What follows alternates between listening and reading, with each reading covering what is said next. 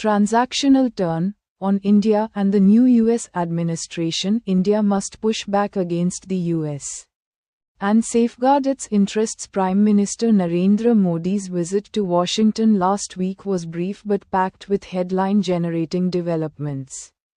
The visit came less than a month after US President Donald Trump was sworn in, making Mr. Modi the fourth world leader to hold bilateral meetings with him, following the leaders of Israel, Japan, and Jordan, all close US allies. The joint statement issued afterwards outlined a range of substantive discussions. While many announcements focused on India's purchases of American goods and investments in the US, they managed to avoid some of the tough measures many had anticipated. Both sides launched Mission 500 Feet, $500 billion in bilateral trade by 2030, and initiated discussions on a free trade agreement, with Phase 1 of the draft expected this year. Mr. Trump announced an increase in Indian purchases of US energy, oil, and defense equipment, moves expected to help balance the $45.7 billion US trade deficit within the total $130 billion goods trade.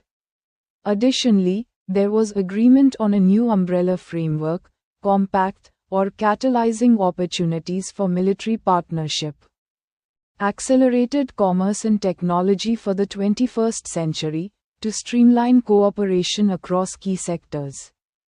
They also rebranded the Biden-era Initiative on Critical and Emerging Technologies, ICET, as transforming the relationship utilizing strategic technology, trust, focusing on semiconductors, quantum computing, and AI, with a commitment to developing an AI infrastructure roadmap this year.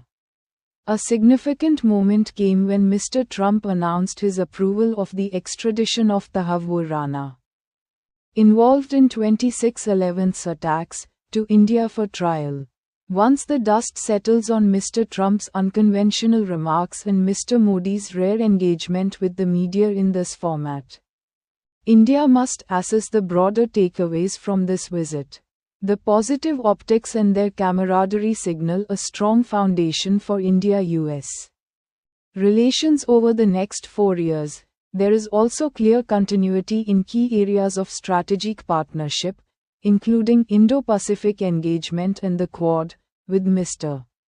Trump's planned visit to Delhi for the Quad summit later this year expected to reinforce these commitments. However, economic discussions, trade, energy, nuclear cooperation and defense are likely to dominate the India-US agenda, giving the relationship a transactional turn reminiscent of Mr. Trump's first tenure. There is not much evidence that Mr. Modi's visit significantly softened Mr. Trump's stance on imposing counter-tariffs and reciprocal taxes or influenced a more humane approach to the deportation of undocumented immigrants aboard military flights. These could present challenges for the Indian government going forward. As India engages with the new US administration, it must carefully assess its own interests, assert its position where necessary, and push back when required to safeguard its strategic and economic priorities. Practice exercise. Then संबंधी मोड़। भारत और नए अमेरिकी प्रशासन पर भारत को America के खिलाफ जवाबी कार्रवाई करनी चाहिए और अपने हितों की रक्षा करनी चाहिए। पिछले हफ्ते प्रधानमंत्री नरेंद्र मोदी की वाशिंगटन यात्रा संक्षिप्त थी, लेकिन सुर्खियां बटोरने वाले घटनाक्रमों से भरी हुई थी। ये यात्रा अमेरिकी राष्ट्रपति डोनाल्ड ट्रंप के शपथ ग्रहण के 1 महीने से भी कम समय बाद हुई, जिससे श्री मोदी इजरायल, जापान और जॉर्डन के नेताओं के बाद उनके साथ द्विपक्षीय बैठक करने वाले चौथे विश्व नेता बन गए, जो सभी अमेरिका के करीबी सहयोगी हैं।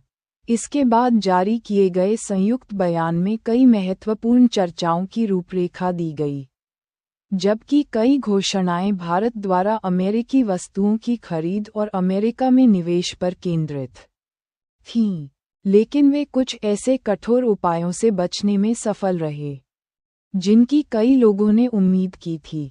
दोनों पक्षों ने मिशन 500 2030 तक द्विपक्षीय व्यापार में $500 बिलियन लॉन्च किया और एक मुक्त व्यापार समझौते पर चर्चा शुरू की, जिसका पहला चरण इस साल अपेक्षित है।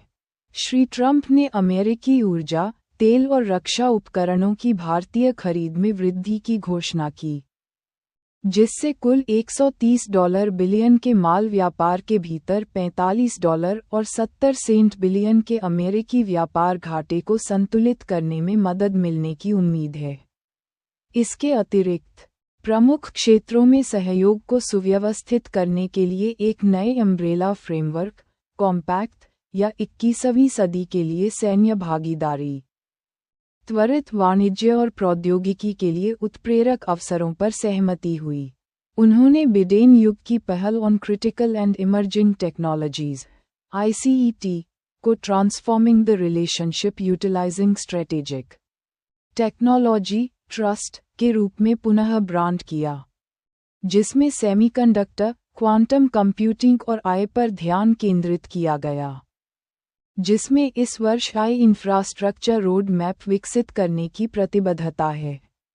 एक महत्वपूर्ण क्षण तब आया जब श्री ट्रंप ने 26/11 हमलों में शामिल तहव्वुर राणा को मुकदमे के लिए भारत प्रत्यर्पित करने की अपनी मंजूरी की घोषणा की। श्री ट्रंप की अपरंपरागत टिप्पणियों और श्री मोदी के इस प्रारूप में मीडिया के साथ दुर्लभ जुड़ाव पर धूल जमने के बाद भारत को इस यात्रा से व्यापक लाभ का आकलन करना चाहिए। सकारात्मक दृष्टिकोण और उनका सौहार्दपूर्ण व्यवहार अगले 4 वर्षों में भारत अमेरिका संबंधों के लिए एक मजबूत आधार का संकेत देता है। रणनीतिक साझेदारी के प्रमुख क्षेत्रों में भी स्पष्ट निरंतरता है, जिसमें इंडो पैसिफिक जुड़ाव और क्वाड शामिल है। इस वर्ष के अंत में क्वाड शिखर सम्मेलन के लिए श्री ट्रंप की दिल्ली की योजनाबद्ध यात्रा से इन प्रतिबद्धताओं को और मजबूत करने की उम्मीद है।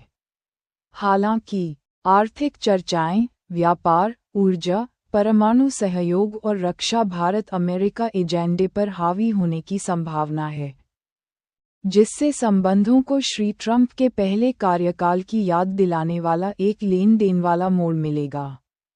इस बात के बहुत अधिक प्रमाण नहीं हैं कि श्री मोदी की यात्रा ने काउंटर टैरिफ और पारस्परिक कर लगाने पर श्री ट्रंप के रुख को काफी नरम कर दिया है या सैन्य उड़ानों में सवार अनिर्दिष्ट अप्रवासियों के निर्वासन के लिए अधिक मानवीय दृष्टिकोण को प्रभावित किया है।